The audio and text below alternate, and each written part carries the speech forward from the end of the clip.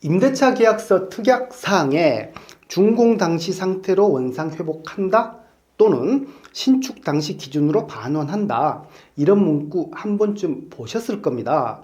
그런데 과연 이 문구가 있으면 무조건 그대로 복구해야 할까요? 결론부터 말씀드리면 준공 당시 상태로 원상 회복이라는 특약 문구만으로는 유효다, 무효다를 단정할 수는 없습니다. 유효할 수도 있고 상황에 따라서는 그 효력이 제한될 수도 있습니다. 그래서 법원은 이런 특약이 문제될 때 아주 현실적인 질문부터 던집니다.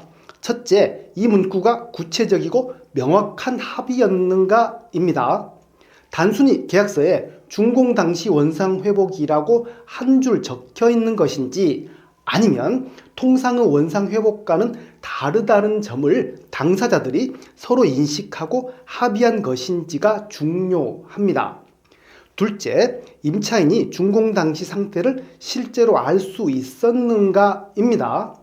준공 도면을 본 적이 있는지, 준공 당시 상태에 대해 설명을 들었는지, 무엇을 기준으로 복구해야 하는지 임차인이 이해할 수 있었는지가 핵심 쟁점입니다.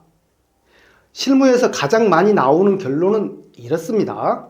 계약서에 준공 당시 상태로 원상 회복한다는 문구가 있더라도 건물이 준공된 지 오래됐고 임차인이 준공 도면을 본 적도 없고 준공 당시 상태에 대해 들은 바도 없으며 무엇이 준공 이후 변경된 것인지 알기도 어려운 상황이라면 법원은 이 특약을 그대로 적용하지 않는 경우가 많습니다. 이런 경우 법원은 준공 당시가 아니라 현 임차인의 최초 임차 당시 상태를 기준으로 원상회복 의무를 부담한다고 제한적으로 해석합니다. 쉽게 말해 준공 당시까지 돌려놓으라는 게 아니라 현 임차인이 처음 들어왔을 때 상태까지만 책임지라는 취지입니다. 서울 남부지방법원은 이와 관련해 아주 중요한 기준을 제시한 바 있습니다.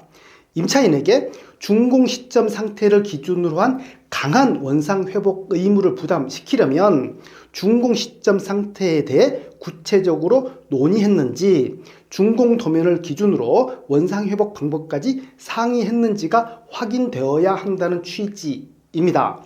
즉, 계약서에 특약 문구 한 줄 적어두는 것만으로는 부족하다는 것입니다. 오늘 내용 정리해드리면 이렇습니다. 첫째, 준공 당시 원상 회복 특약은 무조건 무효가 되는 것은 아닙니다. 둘째, 다만 문구가 불명확하거나 과도하면 그대로 적용되기 어렵습니다. 셋째, 실제 판결에서는 준공시가 아닌 최초 임차 당시 기준으로 제한 해석하는 경우가 많습니다.